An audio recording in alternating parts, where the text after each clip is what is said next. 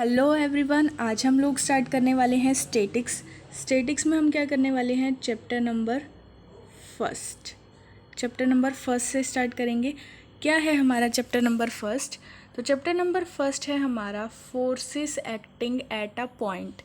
एक पॉइंट पे जब बहुत सारे फोर्स एक्ट करते हैं तो क्या होता है।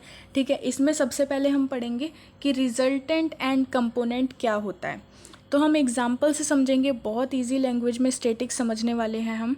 क्या होने वाला है देखो, मैंने क्या किया, यहाँ पे एक पॉइंट ले लिया, ये वाला पॉइंट, इसको नाम दे दिया ओ। ठीक है, अब इस ओ पॉइंट पे यहाँ पे 3 फोर्सेस लग रहे हैं। मैंने आपको बोला इस ओ पॉइंट पे यहाँ पे 3 फोर्सेस लग रहे हैं। एक हमारा पी फोर्स लग रहा है, एक हमारा क्यू फोर्स लग रहा है और एक हमारा एस फोर्स लग रहा है। तो रिजल्टेंट का मतलब क्या होता है कि जब एक पॉइंट पे बहुत सारे फोर्सेस लगते हैं तो वो सारे फोर्सेस जो होते हैं सिंपल एक फोर्स में कन्वर्ट हो जाते हैं। उसी एक फोर्स को हम रिजल्टेंट कहते हैं। ठीक है, क्या बोला मैंने बोला, एक एग्जांपल से समझते हैं कि हमने यहाँ पे 3 फोर्सेस लिए, पी क्यू और एस। तीनों फोर्सेस हमने यहाँ पे ओ पॉइंट पे अप्लाई किए हैं और इन तीनों फोर्सेस की वजह से ओ पॉइंट पे सिर्फ एक फोर्स लग रहा है, वो हमारा होगा रिजल्टेंट। ठीक है, अब बात आती है कंपोनेंट क्या होता है। तो यार ये जो एस पी क्यू फोर्सेस हैं जिसकी वजह से रिजल्टेंट हमें मिल रहा है वो हमारे हो जाएंगे कंपोनेंट्स। ठीक है, अब बात कर लेते हैं parallelogram law of forces. Parallelogram law of forces क्या होता है? तो यार एक हमने यहाँ पे पैरेललोग्राम ले रखा है, ए बी सी डी हमने यहाँ पे पैरेललोग्राम ले रखा है। अब हमने क्या बोला कि पैरेललोग्राम की जो 2 एडजेसेंट साइड्स होती हैं वहाँ पे फोर्सेस हैं। जैसे कि ए पॉइंट को अगर हम देखें तो ए पे जो 2 फोर्सेस अप्लाई हो रहे हैं वो कौन कौन से हैं, पी हैं और क्यू हैं। और यहाँ पे जो ए से साइड्स बन रही है वो कौन सी है, ए बी और ए डी। इसका मतलब ए बी और ए डी जो है वो एडजेसेंट साइड्स हो गई। ठीक है, तो यहाँ पे जो फोर्सेस हैं वो एडजेसेंट साइड्स पे हैं। तो इन एडजेसेंट साइड्स पे जब फोर्सेस होते हैं तो उस केस में क्या होता है, यहाँ पे जो डायगोनल होता है इस पैरेललोग्राम का, उससे हम रिजल्टेंट को डिनोट करते हैं। ठीक है, ये होता है हमारा पैरेललोग्राम लॉ ऑफ फोर्सेस। क्या होता है, जब 2 एडजेसेंट साइड्स पे, पैरेललोग्राम की 2 एडजेसेंट साइड्स पे हमारे 2 फोर्सेस अप्लाई हो रहे होंगे तो उसका जो डायगोनल होगा, डायगोनल तो इसमें 2 होंगे, एक ये वाला भी डायगोनल होगा, लेकिन हमें ये वाला डायगोनल नहीं लेना। हमें कौन सा लेना है, जो ए के थ्रू बन रहा है। ठीक है ना, यानी कि ए सी। तो ए सी क्या हो जाएगा इस केस में, रिजल्टेंट। ठीक है, अब समझ लेते हैं कि यार मैग्नीट्यूड क्या होता है। यहाँ पे रिजल्टेंट आएगा,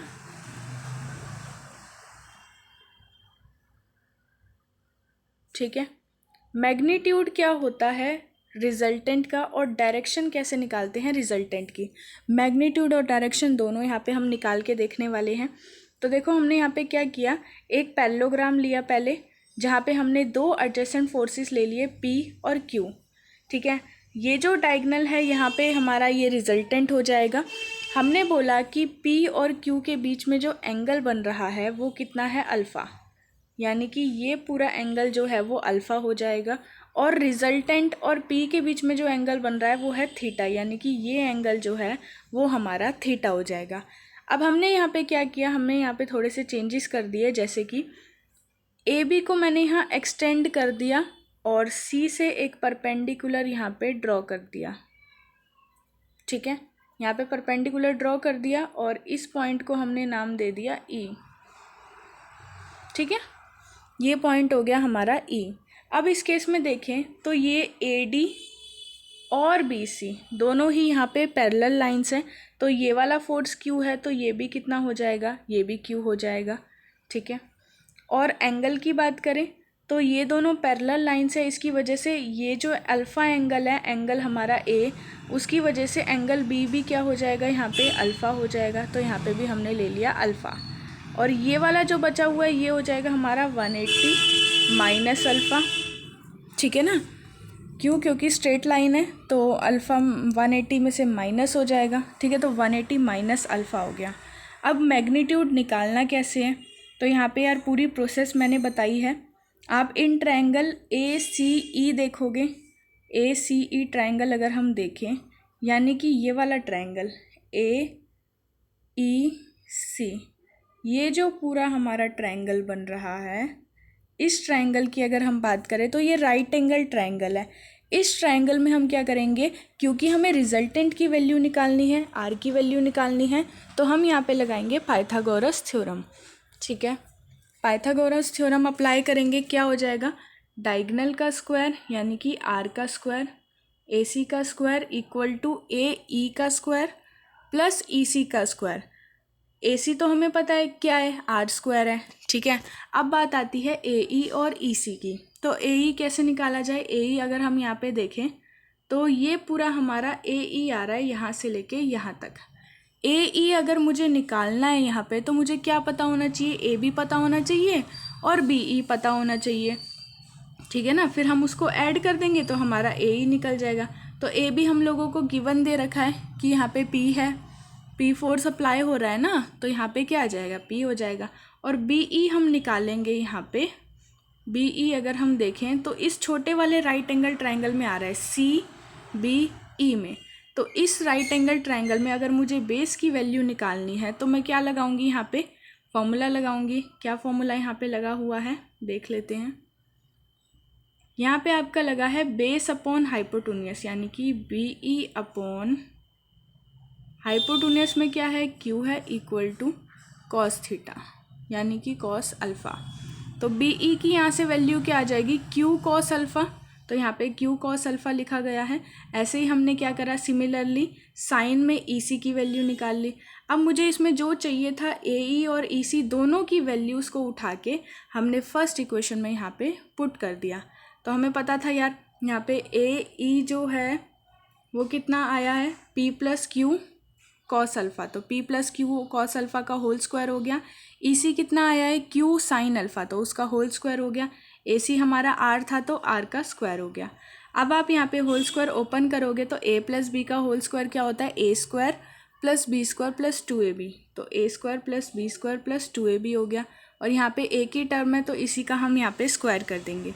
अब आप यहाँ पे देखोगे क्या हमें यहाँ पे देखने को मिल रहा है, Q square cos square alpha है और Q square sine square alpha है। अगर हम इन दोनों में से Q स्क्वायर को कॉमन ले लेते हैं तो हमारा क्या बच जाएगा, sine square alpha plus cos square alpha, और वो किसके इक्वल होता है, 1 के इक्वल। तो उसकी जगह हमने 1 पुट कर दिया तो हमारी आर स्क्वायर इक्वल टू क्या इक्वेशन आ गई, P square plus Q square plus 2PQ cos alpha. जहाँ से अगर हम R फाइंड आउट करते हैं तो root P square plus Q square plus 2PQ cos alpha हो जाता है। यही आपको याद रखना है, यही यहाँ पे क्या है, इम्पॉर्टेंट। कैसे रिजल्टेंट का मैग्नीट्यूड निकालना है, हमें पहले वाला फोर्स लेना है उसका स्क्वायर करना है, सेकेंड वाला फोर्स लेना है उसका स्क्वायर करना है, प्लस 2PQ कॉस अल्फ़ा, और जो पूरी वैल्यू आएगी उसका हमें रूट फाइंड आउट करना है। ठीक है ना। अब यहाँ पे बात करते हैं डायरेक्शन ऑफ रिजल्टेंट। पहले डायग्राम में समझ लेते हैं डायरेक्शन का मतलब क्या है। जब भी आपको यहाँ पे बोला जाए कि आपको डायरेक्शन निकालनी है, मतलब आप ये समझ जाओ कि हमें वो एंगल का tan निकालना है जो एंगल रिजल्टेंट और एक फोर्स के बीच में बन रहा है। ये रिजल्टेंट था हमारा और ये एक फोर्स था, इनके बीच में थीटा एंगल बन रहा है यहाँ पे। ठीक है, इस थीटा एंगल की बात करें हम यहाँ पे तो ठीक है ना, तो थीटा एंगल जो है उसका हमें tan निकालना है, डायरेक्शन का ये मतलब है। तो इन ट्रायंगल ACE में हमने tan थीटा अप्लाई किया। ACE जो हमारा बड़े वाला ट्रायंगल है जहाँ पे थीटा आ रहा है, तो क्या हो जाएगा, CE अपॉन AE। इस फॉर्म में कुछ ट्रायंगल बन रहा है यहाँ पे, जहाँ पे ये क्या है हमारा, ये रिजल्टेंट है और ये आपका C हो गया, ये A हो गया, ये E हो गया। ठीक है, ये आपका रिजल्टेंट है, यहाँ पे आपका थीटा एंगल बन रहा है। तो इस केस में tan थीटा देखें तो क्या हो जाएगा, परपेंडिकुलर अपॉन बेस, यानी कि CE अपॉन AE। यही तो हो जाएगा इस केस में, CE अपॉन AE। तो यहाँ पे CE लिख दिया। CE की अभी हमने वैल्यू क्या फाइंड आउट की थी, यहाँ से Q साइन अल्फ़ा, और यहाँ पे AE की क्या वैल्यू फाइंड की थी, P plus Q cos alpha. यहाँ से आप थीटा की वैल्यू भी निकाल सकते हो। थीटा की वैल्यू अगर हम निकालेंगे तो tan चला जाएगा राइट हैंड साइड में और tan इन्वर्स हो जाएगा। ठीक है ना। ये डायरेक्शन और मैग्नीट्यूड निकालने के लिए आपको पता होना चाहिए। एक तो यहाँ पे आपको आर की वैल्यू पता होनी चाहिए कि हमें कैसे फाइंड आउट करनी है, और दूसरा हमें यहाँ पे थीटा की वैल्यू कैसे निकालनी है वो पता होना चाहिए। अब बात कर लेते हैं एग्जाम्पल्स की। एग्जाम्पल स्टार्ट करते हैं। तो यार यहाँ पे जो हमारा फर्स्ट एग्जाम्पल है क्या कह रहा है, find the magnitude and direction of resultant. ठीक है, मैग्नीट्यूड भी निकालना है रिजल्टेंट का, डायरेक्शन भी निकालनी है, of two forces of 12 Newton and 14 Newton acting at a point and inclined at an angle of 45 degree. पहले देख लेते हैं कि जो हमें फाइंड आउट करना है उसके लिए हमें क्या क्या चीज़ों की ज़रूरत है और क्या क्या चीज़ें हमें गिवन है। ठीक है, अगर मुझे रिजल्टेंट का मैग्नीट्यूड फाइंड आउट करना है तो मुझे क्या चाहिए था, R square is equals to क्या था, P square plus Q square plus 2pq cos alpha था, यही था। ठीक है, यहाँ पे मैंने गिवन भी दे रखा है। ये हमारा होता है क्या, ये सारी वैल्यूज़ हमें गिवन है। पी देख लेते हैं, पी मतलब फर्स्ट वाला फोर्स, वो हमें गिवन है। क्यू देखें तो क्यू भी हमें 14 गिवन है, पी क्यू की वैल्यू फाइंड आउट हो गई। अल्फ़ा देखें तो अल्फ़ा भी यार हमें 45 डिग्री गिवन है। मतलब यहाँ से हम मैग्नीट्यूड तो इजीली निकाल सकते हैं। तो पहले मैग्नीट्यूड निकाल लेते हैं, फिर डायरेक्शन की यहाँ पे बात करेंगे। तो 12 का होल स्क्वायर करेंगे 144 हो जाएगा, और 14 का होल स्क्वायर करेंगे 196 हो जाएगा। 2 इंटू 12 इंटू 14 कॉस अल्फ़ा यानी कि कॉस ऑफ 45 डिग्री। ठीक है, और कॉस ऑफ 45 डिग्री की वैल्यू क्या होती है, 1/√2 होती है। यहाँ से हमने क्या किया, इन दोनों को तो ऐड कर दिया। यहाँ पे कितना आ गया हमारा, 340 आ गया। यहाँ पे हमने किया है रैशनलाइजेशन। रैशनलाइजेशन कैसे किया, यहाँ पे आपका था 336/√2। तो हम क्या करते हैं, न्यूमरेटर में भी √2 से मल्टीप्लाई कर देते हैं और डिनोमिनेटर में भी कर देते हैं। तो जब आप डिनोमिनेटर में करोगे तो क्या हो जाएगा, √2 इंटू √2 यानी कि 2, फिर 2 से आप इसको कैंसिल आउट कर दोगे, आपका 168 आ जाएगा। तो ये हमारा हो जाएगा 168√2। जहाँ से जब आप इसको ओपन करोगे, √2 की वैल्यू पुट करोगे यहाँ पे, तो आर की वैल्यू आपकी यहाँ पे आ जाएगी 24.03 न्यूटन। ठीक है, अब बात करते हैं डायरेक्शन की। तो डायरेक्शन हमें पता है tan थीटा होता है, क्या होता है, q sine alpha plus divide by p plus q sine alpha. तो q हमें कितना गिवन है, 14 गिवन है, अल्फ़ा की वैल्यू 45 डिग्री है, p की वैल्यू 12 है। तो सारी वैल्यूज़ को हम यहाँ पे पुट कर देते हैं। उसके बाद यहाँ पे देखो क्या किया गया है, साइन 45 डिग्री की वैल्यू 1/√2 होती है, तो 14/√2 हो गया।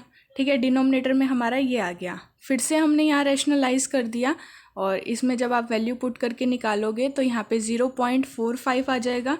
ठीक है, और थीटा की वैल्यू यहाँ से कितनी आ जाएगी, tan इनवर्स 0.45। ठीक है ना। सेकेंड एग्जाम्पल की तरफ बढ़ते हैं। सेकेंड एग्जाम्पल क्या गिवन है, two forces P and 2P। यहाँ पे हमें दो फोर्सेस गिवन है, एक हमारे पास P गिवन है, एक हमारे पास 2P गिवन है। एक्ट ऑन अ पार्टिकल, एक पार्टिकल पे एक्ट कर रहे हैं। ठीक है, if the first be doubled and the second be increased by 10 kg weight, the direction of resultant is unaltered, find P। क्या कह रहा है, पहले क्वेश्चन समझ लेते हैं। इसमें बोला गया है, डायग्राम समझो, दो फोर्सेस हैं P और Q। P हमें गिवन है और हमें यहाँ पे 2P गिवन है। ठीक है, तो ये हो जाएगी हमारी P की वैल्यू, ये हो जाएगी हमारी Q की वैल्यू। कैसे फोर्स गिवन है, डायग्राम देखते हैं। ये हो जाएगा हमारा P फोर्स और ये हो जाएगा Q फोर्स, यानी कि 2P। इस पॉइंट पे लग रहे हैं, ये जो कॉर्नर पे हमारा पॉइंट आ रहा है। ठीक है, अब बात करें इन दोनों के एंगल के बीच में, तो इन दोनों का एंगल हमें यहाँ पे गिवन नहीं है, तो हम लेट कर लेते हैं कि इसका जो एंगल होगा वो थीटा होगा। आप कुछ भी लेट कर सकते हैं, मैंने यहाँ पे थीटा लेट कर लिया।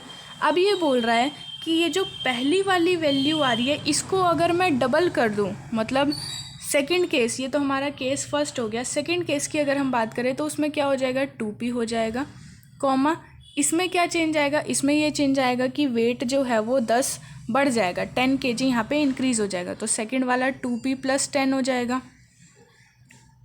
ठीक है, उसके बाद हमें बोला है कि अगर ये दोनों कंडीशन होती हैं तो उस केस में जो डायरेक्शन रहेगी वो अनअल्टर्ड रहेगी। अनअल्टर्ड मतलब चेंज नहीं होगी। मतलब कहने का क्वेश्चन का ये मतलब है कि आप इससे जब वैल्यू निकालोगे, इससे जब डायरेक्शन निकालोगे, टेन थीटा निकालोगे, तो जो आएगा वही इससे आएगा। मतलब दोनों टेन थीटा जो हैं वो हमें इक्वल गिवन है क्वेश्चन में। ठीक है, अब सॉल्व करते हैं। तो देखो यहाँ पे हमने मान रखा है, यहाँ अल्फ़ा मान लिया। Late alpha be the angle between P and 2p, Q be the angle between resultant and p। ठीक है ना, तो टेन थीटा क्या हो जाएगा यहाँ पे, सेकेंड वाला force sine alpha divide by first वाला फोर्स प्लस सेकेंड वाला कॉस अल्फ़ा। ठीक है, ये हमारी हो गई इक्वेशन 1। इक्वेशन 1 हमने कैसे बनाई, जो हमें पहले दो फोर्सेस गिवन थे उनसे। फिर सेकंड केस आता है हमारे पास कि जब p को डबल कर दिया जाए और 2p जो है वो 2p + 10 हो जाएगा, तो उस केस में जो टेन थीटा आएगा वो वही वाला आएगा जो पिछले केस में आ रहा था। मतलब ये दोनों चेंज नहीं होंगे, सेम रहेंगे। तो अब यहाँ पे 2p की जगह 2p + 10 पुट कर दिया और p की जगह 2p पुट कर दिया, तो ये आ गई हमारी इक्वेशन सेकेंड। अब दोनों सेम है तो यहाँ पे टेन थीटा की वैल्यू यहाँ पे भी इक्वल होगी। तो LHS तो हमारे यहाँ पे इक्वल ही आ गए। तो हमने क्या कर दिया, from equation first and second से यहाँ पे RHS को इक्वल कर दिया। अब देखो यहाँ पे क्या क्या कैंसिल हो रहा है, साइन अल्फ़ा से साइन अल्फ़ा कैंसिल हो जाएगा। ठीक है, आप यहाँ पे भी कैंसिल कर सकते हो और यहाँ पे भी कर सकते हो, किसी भी स्टेप में कर सकते हो। ठीक है, यहाँ पे आगे लिखा हुआ है मैंने, क्योंकि यहाँ पे पहले मैंने p को कैंसिल करा है, फिर यहाँ से 2 को करा है और बाद में यहाँ पे साइन अल्फ़ा को करा है। आप लोग एक साथ भी कर सकते हो कैंसिल। फिर आप यहाँ पे क्रॉस मल्टीप्लाई कर दोगे, 2 है, 2 इस पूरे से मल्टीप्लाई हो जाएगा, तो ये हो जाएगा 2p + 2p + 5 कॉस अल्फ़ा। ठीक है, फिर इसको हम यहाँ मल्टीप्लाई करेंगे, यहाँ क्रॉस मल्टीप्लाई हुआ है, तो p + 5 + 2p + 5 कॉस अल्फ़ा। यहाँ पे क्या दिख रहा है हमें, ये वाले टर्म्स तो कैंसिल आउट हो जाएंगे, ये वाला टर्म और ये वाला टर्म दोनों कैंसिल आउट हो जाएंगे। क्या बच जाएगा, 2p = p + 5। तो 2p - p = 5, this means that p = 5। यही हमें फाइंड आउट करनी थी, p की वैल्यू फाइंड आउट करनी थी, जो हमारी 5 आ चुकी है। अगर इसमें हमें बोला जाता है कि आपको फोर्सेस की वैल्यू भी फाइंड आउट करनी है, तो आप यहाँ पे p और 2p दोनों की वैल्यूज़ निकालोगे। ठीक है ना, आगे बढ़ते हैं एग्जाम्पल थर्ड की तरफ। इस लेक्चर में हम थर्ड एग्जाम्पल लास्ट कवर करेंगे, बाकी के जो लेक्चर्स रह गए वो हम नेक्स्ट वीडियो में कवर कर लेंगे। ठीक है, the greatest and the least resultant of p and q कितना दे रखा है। अच्छा, लीस्ट रिजल्टेंट हमें यहाँ पे q दे रखा है और ग्रेटेस्ट रिजल्टेंट यहाँ पे p दे रखा है। ठीक है ना, और शो दैट करना है कि r जो है वो इक्वल आ रहा है √of p² cos² θ/2 + q² sin² θ/2। अब ये जो यहाँ पे गिवन है ग्रेटेस्ट और लीस्ट, क्या होता है ये, जैसे मैंने आपको रिजल्टेंट निकालना बताया था, तो उसमें दो केसेस आते हैं। एक केस ऐसा आता है हमारा जहाँ पे हमें ग्रेटेस्ट रिजल्टेंट मिलता है। ठीक है, ग्रेटेस्ट रिजल्टेंट मिलता है, और एक केस आता है जहाँ पे हमें लीस्ट रेजिस्टेंट मिलता है। कौन कौन से केस होते हैं ये भी देख लेते हैं एक बार। तो यार, ग्रेटेस्ट हमें वहाँ पे मिलता है जब हम दोनों फोर्सेस को ऐड कर देते हैं, यानी कि p + q हो जाता है जहाँ पे। लीस्ट वहाँ मिलता है जहाँ दोनों को सब्ट्रैक्ट कर देते हैं, यानी कि जहाँ पे p - q कर देते हैं। तो रिजल्टेंट अगर हमें ग्रेटेस्ट निकालना है तो आपको ये बात ध्यान रखनी है, आपको दोनों फोर्सेस को ऐड करना होगा, और अगर आपको लीस्ट निकालना है तो आपको दोनों फोर्सेस को q करना होगा। ठीक है, तो यहाँ पे देखो, यहाँ पे हमें p और q तो किसकी वैल्यू दे रखी है, दोनों फोर्सेस का ऐड और दोनों फोर्सेस का सब्ट्रैक्ट। तो पहले हमारे पास दो फोर्सेस होने भी तो चाहिए, तो हमने यहाँ पे क्या किया, late 2 forces B F1 and F2। दोनों फोर्सेस को हमने यहाँ पे F1 और F2 लेट कर लिया। अब जैसा हमें गिवन दे रखा है, ग्रेटेस्ट एंड लीस्ट रिजल्टेंट हमें गिवन दे रखे हैं, तो ग्रेटेस्ट क्या हो जाएंगे, p के इक्वल हो जाएंगे, और लीस्ट क्या हो जाएंगे, q के इक्वल हो जाएंगे, यानी कि F1 + F2 p हो जाएगा और F1 - F2 q हो जाएगा।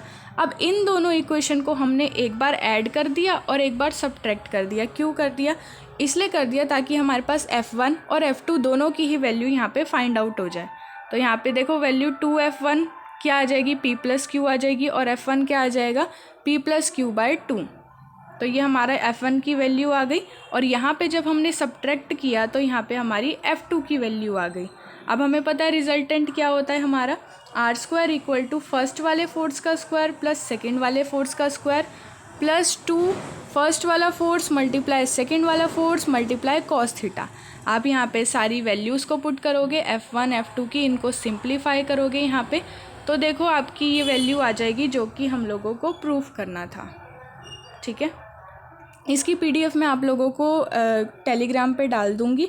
तो टेलीग्राम अगर आप लोगों ने ज्वाइन नहीं कर रखा तो डिस्क्रिप्शन में आपको लिंक मिल जाएगा, वहाँ जाके जल्दी से ज्वाइन कर लीजिए।